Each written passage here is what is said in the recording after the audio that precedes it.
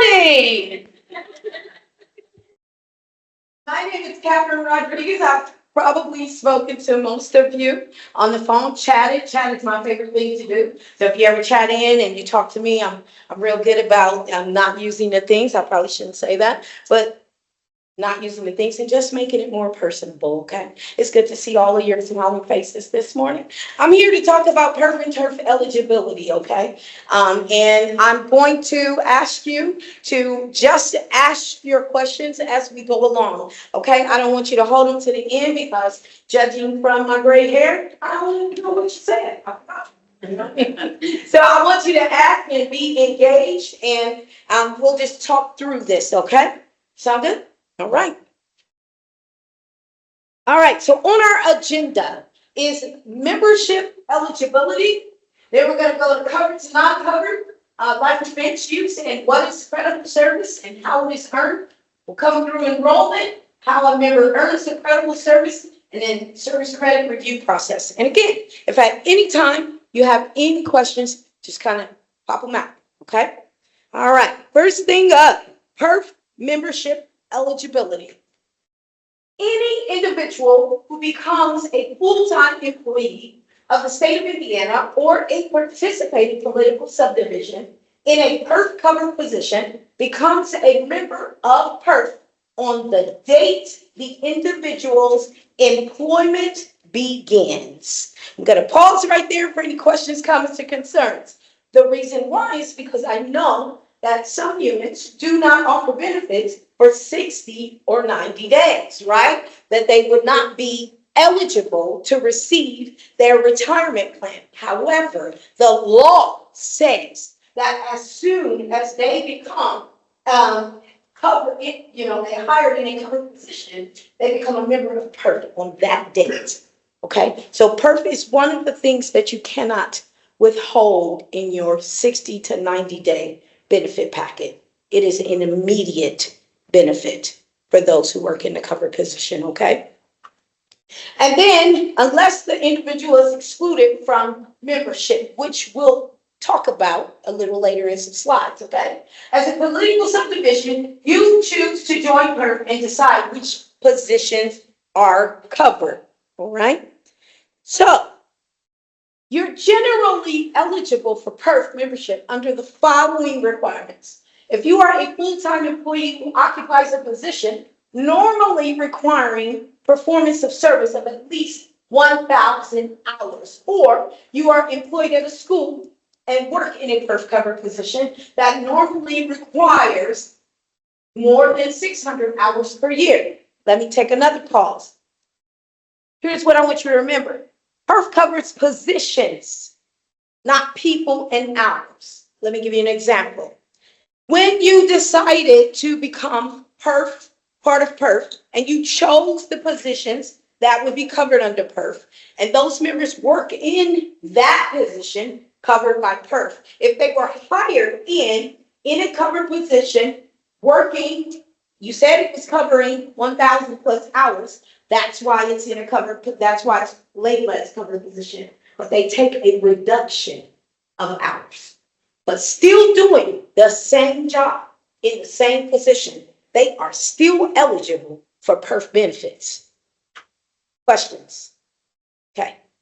Same thing with schools. Hired in a covered PERF position that requires 600 hours, decided as the janitor, hey, I can't do the full 37 and a half. I can only do 25.5.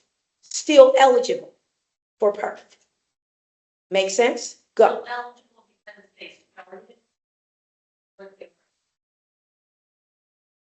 If they were hired in for less than 25, then no, because that's part-time. Part-time not covered, full-time covered. Hired in full-time, reduced hours, still covered. Hired in part-time, not covered.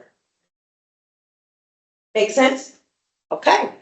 Then he goes on to say that the position is a non-excluded position as noted in IC 5-10.3-7, which is Indiana code. IMPERS does not interpret code. Okay, so it's important that you write down the code and take it back to your town attorney and have them to interpret it as it applies to your unit. Okay, because Indiana, the IC code covers the state of Indiana, there may be situations that are applicable to your specific counties, your specific cities that have to be interpreted through a lawyer or town, or a town financial advisor. Okay, does that make sense? All right. The position is specified as a covered position in a resolution passed by the employer's governing body. And the position cannot be covered by another public retirement or pension plan except Social Security or the prosecuting attorney's retirement fund. And that is an IC 33-39-7-9. So,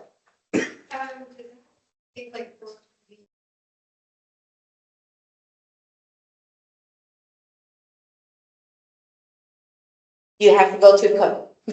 Yes, because there are exclusions that allow them to have other retirement plans simultaneously. But that, I'm sorry, is going to be an IC 33-39-7-9. And emperors cannot interpret it for you because we would have to know the bylaws and those things that are applicable to your town. Make sense? That's why that's why when you call us and say, well, does it say? And we say, did your attorney say? Okay, that's why we always reference it back. All right. So in order to find out what positions are covered under your unit, you're going to click on the employer option in ERM, then the submission unit option in ERM, then manage submission unit. Once you do that for PERF, TERF, or not 77, PERF or PERF, just PERF, let me get it right. Once you do that for just PERF, you're going to come across these tabs. If you offer hybrid and my choice, you'll see both of those tabs, right? And then if you click on one of those, you come down, you'll see either this box check, which means all positions that you hire for in your unit are covered. If it is not checked, then specifically the covered position title will list all of those positions that are covered under your unit. All right? And the same on the opposite tab for my choice. Okay? Because in a resolution, you can be specific to which positions go where. Okay? You can say only position A, B, and C is eligible for hybrid, and position D, E, F is eligible for my choice. You can specify where they go. Now, that does make for more work on you HR people who have to upload the reports. However, it can be done. Okay? Common jobs change in school districts or other subdivisions to update that list, right? No, it's very common. We Okay. do it, and it does not cost the unit anything, and it's called an enlargement, which is right here where we are. So if you have positions that you would need to cover that are currently not covered, but you want to add them to your covered list, you would have to do a new resolution. Give us a call, we'll set it up. You'll work with our new unit and enlargement team, and they will help you and walk you through the process of adding coverage for those positions. Okay? Yes. So that brings me to this slide. When a unit has decided that a covered position will be eligible for hybrid or per my choice, depending on what the unit offers, it is not on their current covered position in ERM. It's called an enlargement. And again, we can be specific to what positions are covered under what plan. Okay? We can write that out in your resolution. So a resolution again is needed to add those covered position or plan coverage. So maybe you guys don't even offer my choice, the savings option. You can then call and say, hey, we'd like to offer the My Choice savings plan option. And that is also an enlargement. Okay.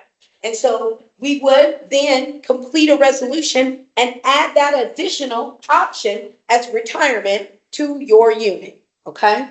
The resolution must be back to us 30 days prior to the effective date of the enlargement, and it must be submitted by the authorized agent in your unit. Okay. It does require board signatures. Okay. It doesn't require that you attach the board meeting minutes, just that the board signs off on it and says that it's okay to add these positions. Okay. Or add this plan. So position title change. It's not an enlargement. So for example, if you going from secretary to executive assistant, that's just, but you're doing the same jobs. That is, am I loud? Y'all know I can't hear. Look, that was on the recording. You're gonna have to do it again. That they can hear me over there? Tell Bree to talk louder.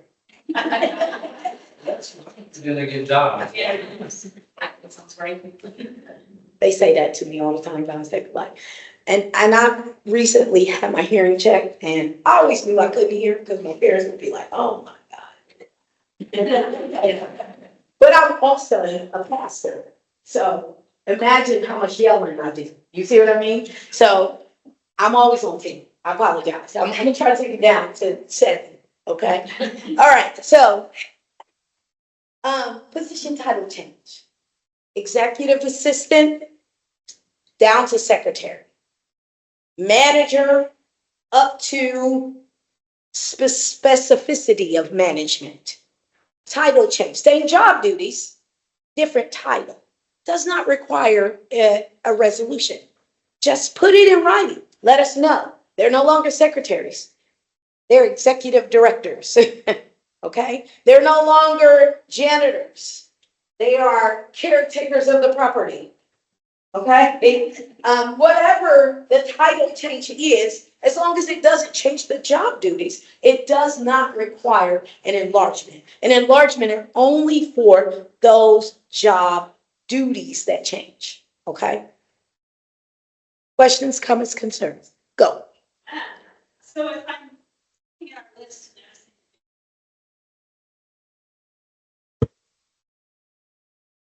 Okay. right? Yeah. Yeah.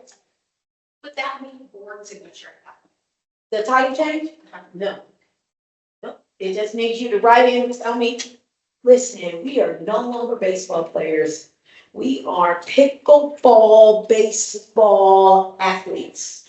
We'll change it. All right. So let's talk about the hard part, turf fund, right? Membership eligibility per IC 5-10.4-4-1, okay? This is the membership definition for turf. What makes them eligible, right? Every time I look at this young lady back here in the striped shirt, you know who I think about? You know who I think about. What's her name? Their star that played on Friends. I kept looking at her and I'm like, is this real? You know, is she real? Like, you know, I don't want to run up to her like, you. I kind of felt that way, you know? And I couldn't, I was like, I got to just talk about the elephant in the room because I know she's like, why are you staring at me? Why? Yeah, I'm like, God, it's uncanny, you know? All right, membership. The membership of the fund include legally qualified and regularly employed teachers in public schools. Persons employed by a governing body who are qualified before their election or appointment. Legally qualified and regularly employed teachers at Ball State, Indiana, State University, University of Southern Indiana, and Vincent University.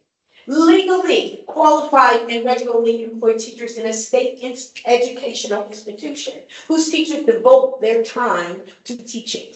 Legally qualified and regularly employed teachers in the state benevolent, charitable, or correctional institutes. Legally qualified and regularly employed teachers in an experimental school in a state university who teach elementary or high school students.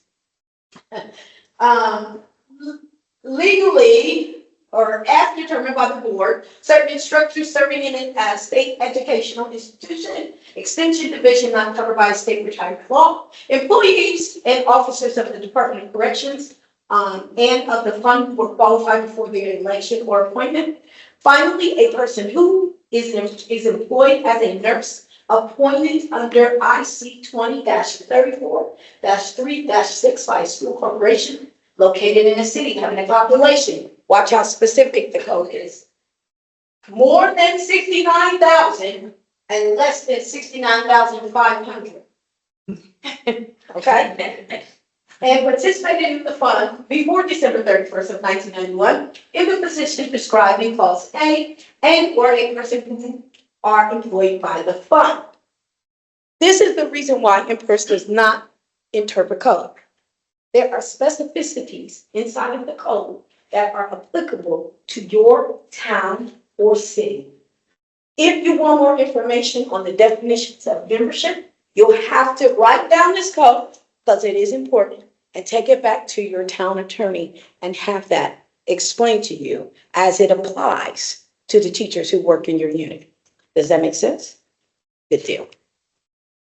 So the definition of a teacher, again, in a code, Indiana Code 14-1-IAC 14-1-28. All right, section 35. It breaks down this. This is a great place to take out your phone, take a picture of this code. All right, so you can take it back to find out what the definition of a teacher is. But in hindsight, it says teachers refer to teachers, principals, superintendents, those enumerated in this code, IC 5-10.4-1-1, as in members of the fund or supervisory personnel who are licensed by the Indiana State Board of Education or the Indiana Professional Licensing Agency and regularly employed by covered employers. And this term does not include dormitory staff, grounds facility management personnel, secretarial staff, occupational therapists, physical therapists, counselors, or other similar positions. Are there exceptions to the rule? Probably. But we don't interpret code. Okay? So it's important that you ask your town attorney for the specificities that would qualify certain people who work in your school for turf positions. Make sense? Questions, comments, concerns? Very good. So a turf fund membership eligibility for substitute teachers. According to the Indiana law, a substitute teacher must be a member of turf upon completion of the following. They must be certified by the Indiana State Board of Education. They must obtain at least an associate's degree. And they must have taught at least 120 days in a fiscal year, July 1 to June 30th, or at least 60 days in 2 fiscal years. Okay? 1 full fiscal year or 60 days in 2 fiscal years. Make sense? 60 days per year. Yeah. Go, James, you're gonna. They're not to be the second. That's what I was gonna say. That's what I said. And each year, 60 days. Basically, they have to earn a year's service credit. Yes. Okay. Question, So, what if I'm a substitute teacher, I've worked 9 years, and then no longer, and then my certification from the State Board of Education expires? then you are not eligible for turf Okay. until you renew or obtain a new license. Okay, go. Whose responsibility is it to track these 60 days of 120? The unit. Go. So do we have to pay turf fund substitute? Yes. If they have met these requirements, then they are eligible for turf. It'll be that you have done this. It won't be your guys' responsibility to say, oh, he did this back in here, 2 years ago, 7 years ago, or whatever. They will have to initiate that says, hey, employer, I think I've met this requirement.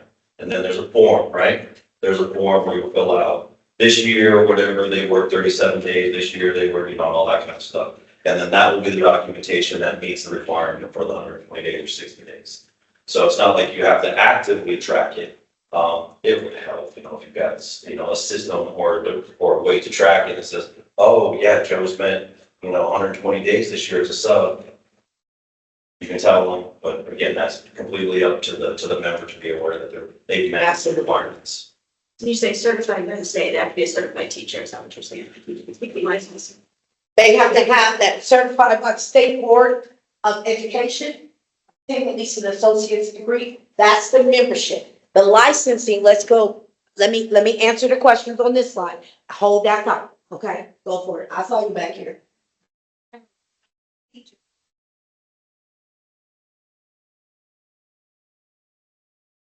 You got it. You found the key word in the sentence. I found it. Okay. Can they go into my choice? There is an option for retired teachers to go under the My Choice, but that has to be specified in your resolution. Okay? And if it is not, if you're not sure, you can give us a call and we will check to see if it's there. All schools have to offer.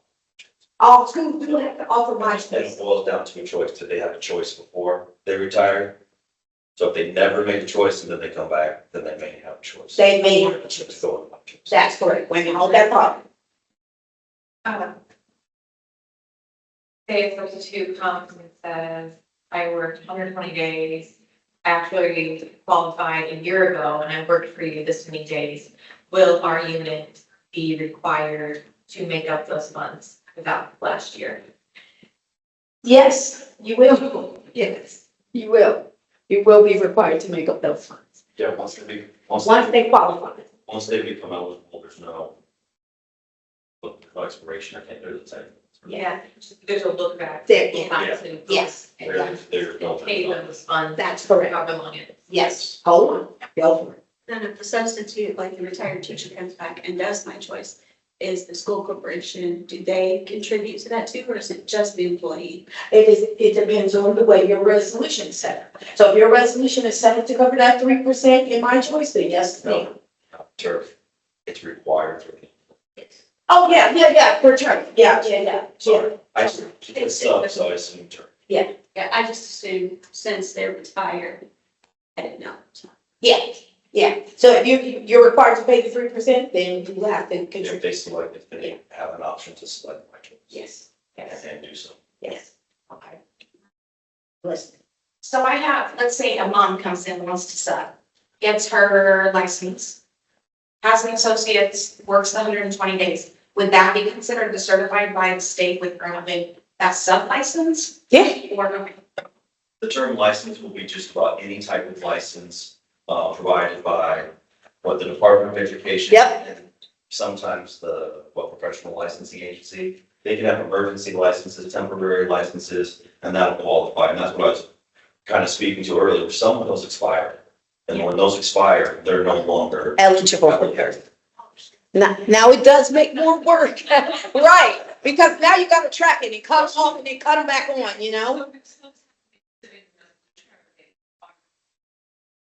Not for sure. They're as long as the word teacher and they're meeting the requirements, they're covered. Yeah. Okay? Teachers don't specify different parts of the teaching. Does that make sense? They don't say history teachers only, math specified STEM teacher, no, teacher. Yeah, but as a substitute, isn't that a little bit different? I mean, because it's just anybody off, well, I say anybody, like, the people that come in and say, well, I be a sub teacher, it's a part-time job, teacher, they're just, But they are because they're in the classroom. And you hire them as a what? Yeah, the teacher retirement fund, those positions are covered by law. Law. You don't have a resolution of who you cover and who you don't. On the perf side, it's completely different. On the perf side, you can say, I'm covering this group of people, but not this group of people. But turf, all the turf eligibility requirements are in code. Are in code. Choice. And they're not a choice and they're covered in teacher. Yes. Is there a code for this sub requirements? Didn't see it on Google. Or is it the IC? It is the, okay, you can do 35 IAC 14-1-28.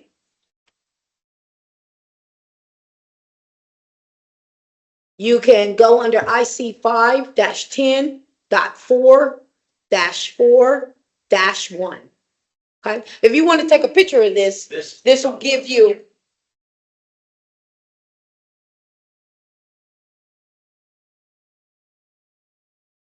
That will help you. Go for it. Mhm.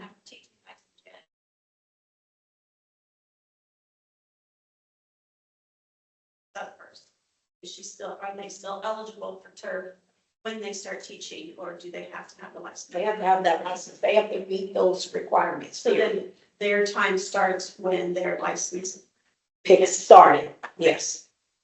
So what you're saying is a sub permit.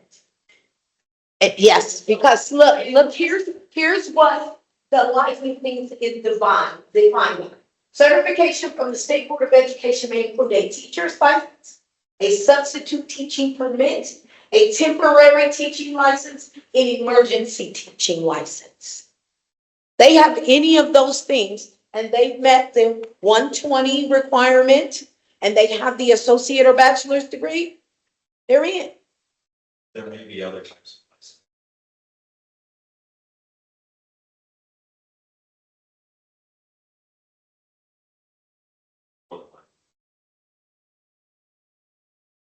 So you're looking like you're going to say something.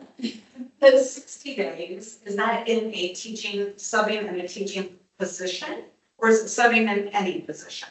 Because we have them sub sometimes in positions that may not even be eligible. Yeah, so is it 60 days in a teaching position or is it 60 days in any position? For teachers is teaching. So it's only. Teachers teaching. Perfect separate coverage. So you have somebody subbing for a position that is covered under PER and 30 days for something that's covered under PER. Do those count together in any way, shape, or form, or they didn't get 60 days?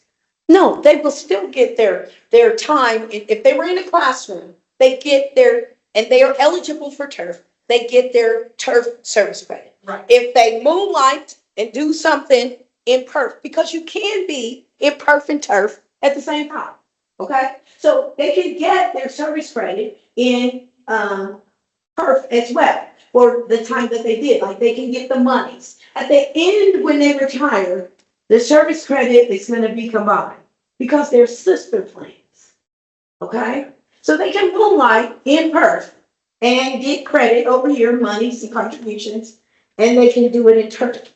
That's gonna be how you do it in your unit, okay? Because some people don't want you taking all that money out of their check, okay? We're not gonna govern it. We're not gonna call you and be like, hey, I noticed that Catherine was teaching baseball. Okay, we're not gonna govern it. So that's gonna be up to you and your employee. And you have to make that known to them. If they are eligible, they are eligible by law. Does that make sense? If baseball coach is a covered position in PERF, then they're eligible for PERF. Okay? But if it's not a covered position in PERF, then no, they won't get any credit for that 30 hours over there in PERF. They'll just get their credit in TERF. Okay? Make sense? Go. You got my shirt on. It's gonna help you. I want to answer the question, but since our contracted with Kelly Education, they're not our employees, then we don't have to provide anything for them. No, not. Okay, they're not our employees. The easiest answer to that in any situation is who's providing the W-2. Yeah. Yeah. Did y'all catch that? If you're providing the W-2, you're responsible. If someone else is giving them the W-2, you're not responsible. Okay? All right, let's talk about enrollments into ERM for both PERF and TERF. Timely enrollments are needed. You have a 60-day window for the new turf members. Enrollment must be timely to allow them to adequately make a decision. Returning turf members, ERM will default the member to their correct plan based on their previous election. Okay? So if they started, let me get this right. Okay? If they are new to turf on or after July 1st of 2019, they have a planned election upon entry to the turf fund. Okay? If they were before 7/1 of 2019, then they will default into whatever they chose the first time they got in. Okay? Does that make sense? All right. Social Security numbers. Make sure that it's accurate. If it's incorrect, don't re-enroll with the correct Social Security number. So pension IDs stay with you until you retire. From the very first time you got in till you retire, okay? So if you notice that this person, you getting a Social Security card and you're enrolling them and they said, no, I've been in PERF for already 10 years before I came to work for you. And if it's not stopping you with enrollment with this here option, if you don't get this screen that they've been in ERM before, then something is incorrect. Social Security number, mainly the Social Security number is incorrect. And your enrollment is giving them a new pension ID. So if you know that they've been in before, you should always get this particular screen, okay? That just means we want you to verify that this information is correct for the member that you're enrolling, and then you just want to go ahead and click next. That is only, again, for those employees who have been in TURF or PERF before, okay?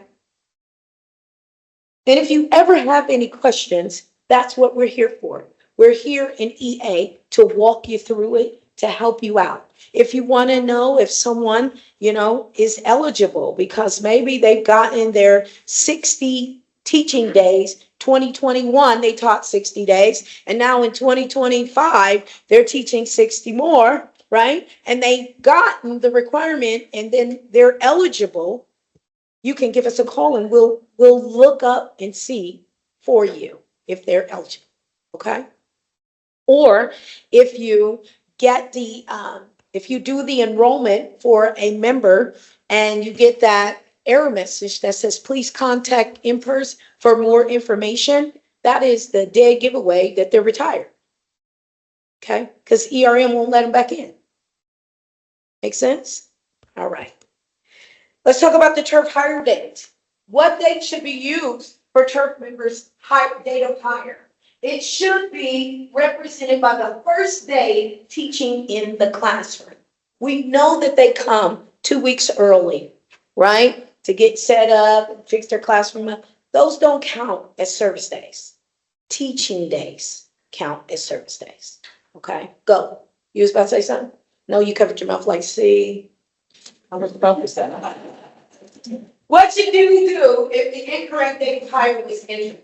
You're going to send a written request via email to us to eppa.imprs.gov, and then you're going to send the correct PIN number and the incorrect hire date, and then the date you want to change to. You can email us that and we'll work it as we get to the email queue. If it is immediate that you need it, give us a call. We'll change it on the phone while you're on the phone, and then we'll send you a confirmation email that you can send back that says it was okay to make those changes. Okay? Questions? Okay. Credible and eligibility service. Two different types of service.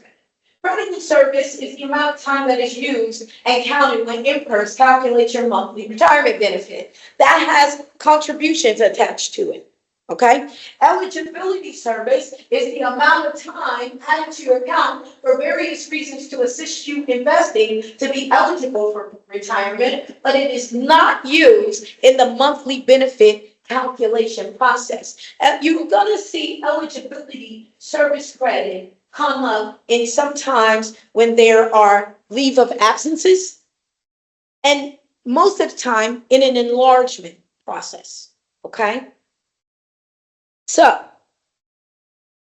member credible service. In a PERF hybrid, member is entitled to 1 month of credible service for each month the member was employed at least 1 day in a full-time covered position, and for which an employer contributions are regularly or required to be made. The PERF hybrid member cannot receive more than 1 month of credible service for the same calendar month. And a member who is employed in PERF covered position by a school corporation, state, school, university, school, city, or town who works the full school term or contract period receives credit for 1 year of credible service. Questions, comments, or concerns about that? All right. A TURF member's service credit is earned by accumulation of service credit days being reported during the wage and contribution reporting. So for example, 60 to 119 days in a fiscal year does earn you 6 months, like a half a year service credit, okay? 120 days in a fiscal year earns you 1 year of service credit. And anytime worked during a workday entitles a member to 1 full day of service credit. But a member may not earn more than 1 year of service during a fiscal year. So no matter how many days that you report, for example, you can report that they worked, I don't know, let me see, they shouldn't get more than 31 days in a month, right? But sometimes we'd be like, oh no, because they came in late at night and coached the volleyball, so we're gonna give them some more service credit for that. And here's what happens: no matter what, 1 fiscal year is 120 days of service credit. Does that make sense? They're not gonna get credit for more than that. And then combining PERF and TURF credible service. Any member with a credible service in both the PERF and TURF will need to elect retirement, whether to receive benefits from one fund, TURF or PERF. Remember I talked about how at the end, they would combine that service credit? This is what that means. Once you elect to receive a pension benefit for one fund, your vested interest will be determined based on the combined credible service. You will be credited 1 year for each year of covered service, no matter how many positions you held at the time of service. So although they're reporting service credit in PERF and they're reporting service credit in TURF, if whatever the year was, you're only getting 1 service credit. Does that make sense? So you can't be like, I got 2 service credits for 2023 and 4 service credits, you know? No, 1 service credit per year, all right? Questions? And then you will receive a single benefit from that specified fund based on the combined credible service from both funds, whatever you decide to retire from, all right? So let's talk about the credible service for a leave of absence. Credible service may be granted during a leave of absence only if you return to work for a period of 6 months or greater.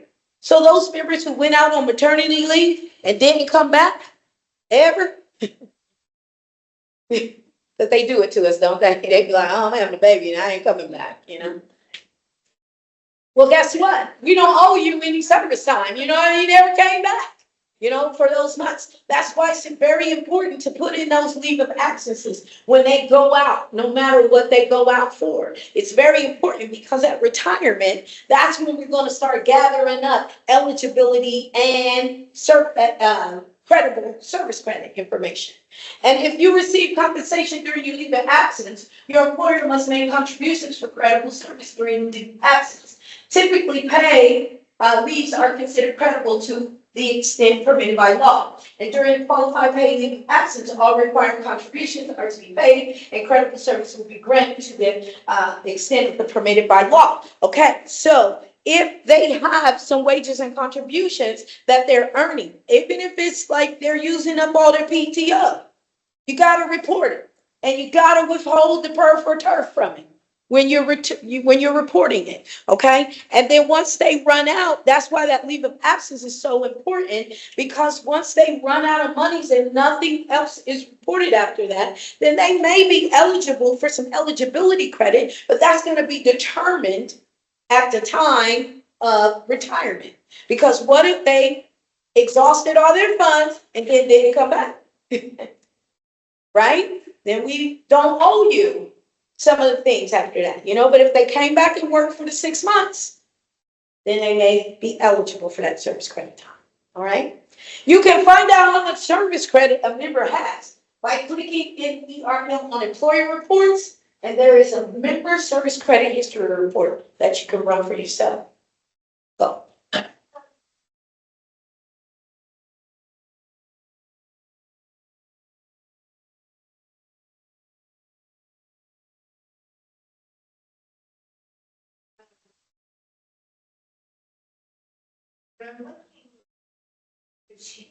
Like in the report, is it gonna show me the credit service for all and not just mine? That's correct. It's going to give you a total. It's not going to give you where they got it from, but it's going to give you a running total.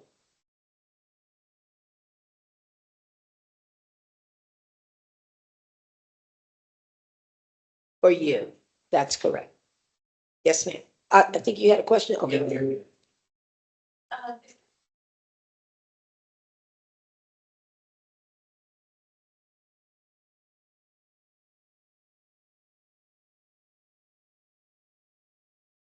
There is a report here called recent member election report, just at the bottom. Okay, but wait, will we ever be able to see the service credit for my choice members? Is it in that one?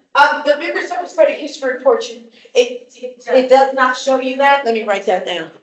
Okay. Because I had someone who had worked for us for years, and I went to look her up the other day, and I panicked.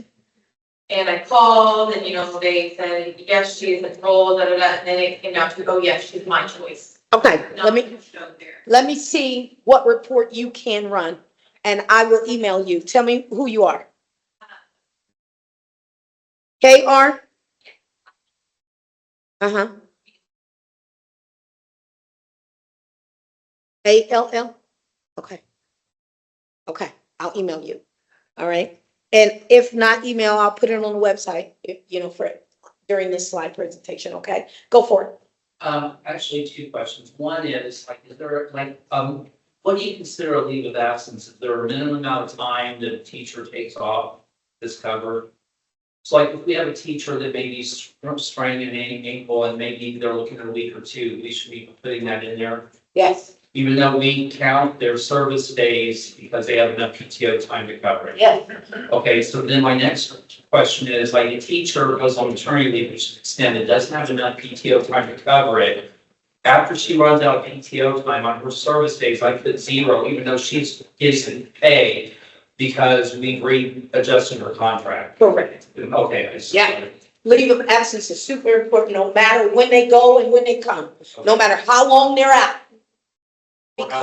Or how short, because when they retire and we're looking at that service credit and we're wondering, oh, why weren't wages and contributions? Why did you report 0 service days? Well, then you have to go back, and that's when you get those emails that says missing leave of absence or wages and contributions, something's missing. That's where those things come from, okay? Mhm. Go for it. So that I have a teacher who's out on maternity leave. She never started the school year, because she delivered right after the school year. Okay.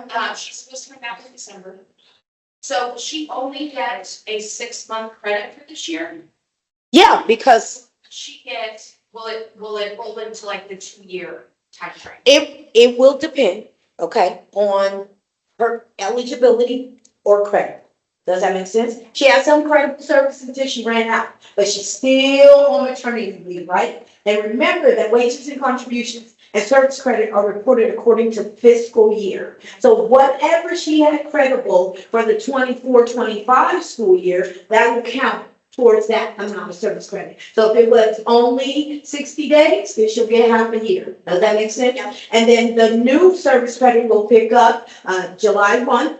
rolling into 25, 26, right? And so then whatever's reported that is contribution wise and service days wise will count for that school year. So that is why when we look at the report and it says half a year, it's because of something like that. That's correct, because TURF is reported on fiscal year only. So even on missed wages and contributions, if they're out and you need to back it up, you gotta report it from, July 1 to 6/30 of the following year. And you can put the whole salary in, but that's how you report it in a fiscal year. If they have multiple years that you have to report, you have to report it just like that, fiscal year. For PERF, it's different. PERF is based on quarters, okay? And so with the quarters, you cannot report it from January to December, although we thought that. And then they came back and told us, no, you have to report it by quarters. So if you have some missed wages and contributions for PERF, you have to report it quarter one,